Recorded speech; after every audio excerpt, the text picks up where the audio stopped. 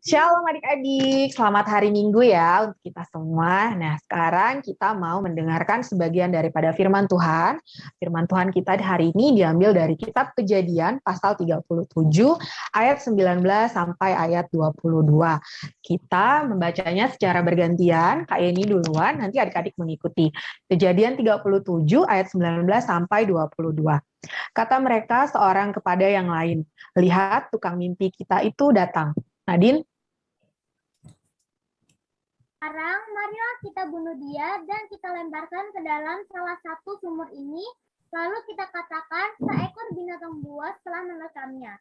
Dan kita akan lihat nanti bagaimana jadinya mimpinya itu. Joel?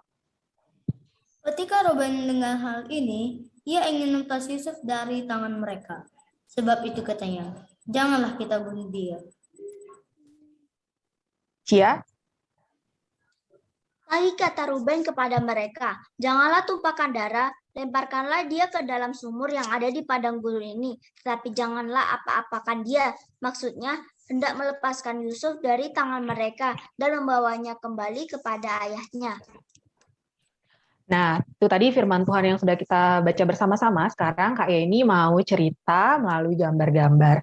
Jadi, Kak Yeni punya gambar nih. Adik-adik tahu nggak ini gambar siapa?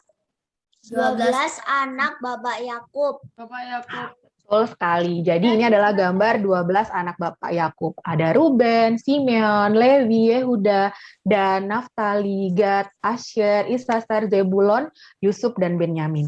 Tapi Bapak Yakub punya satu anak kesayangan, yaitu Yusuf. Nah, Yusuf, karena Bapak Yakub sangat sayang kepada Yusuf, Bapak Yakub memberikan Yusuf sebuah jubah yang sangat indah. Akan tetapi, saudara-saudaranya yang lain iri melihat Yusuf karena selain menjadi anak kesayangan, Yusuf juga mendapatkan jubah yang indah. Kemudian pada suatu hari, pada saat mereka sedang menggembalakan domba, saudara-saudara Yusuf merencanakan suatu rencana untuk membunuh Yusuf. Nah, akan tetapi saudara mereka yang paling tua, yaitu Ruben, dia mengatakan kepada saudara-saudaranya, janganlah kita bunuh dia, katanya. Gitu. Lalu kata Ruben kepada mereka, janganlah kita tumpahkan darah, kita lemparkanlah dia ke dalam sumur yang ada di padang gurun ini. Tetapi janganlah kita apa-apakan dia. Nah, karena maksudnya hendak melepaskan Yusuf dari tangan mereka dan membawanya kembali kepada ayahnya. Akan tetapi, saudara-saudaranya menolak. Kemudian, pada saat Yusuf mendekat, mereka melepaskan jubah Yusuf. Kemudian mereka melemparkan Yusuf ke dalam sumur. Setelah itu, pada saat pedagang Midian datang, saudara-saudara Yusuf menjual Yusuf kepada pedagang Midian tersebut. Kemudian mereka kembali kepada Bapak Yakub dan mengatakan kalau Yusuf sudah dimakan hewan buas, sehingga Yusuf sudah mati. Nah, Bapak Yakub menjadi sangat sedih akan hal itu karena anak kesayangannya sudah meninggal.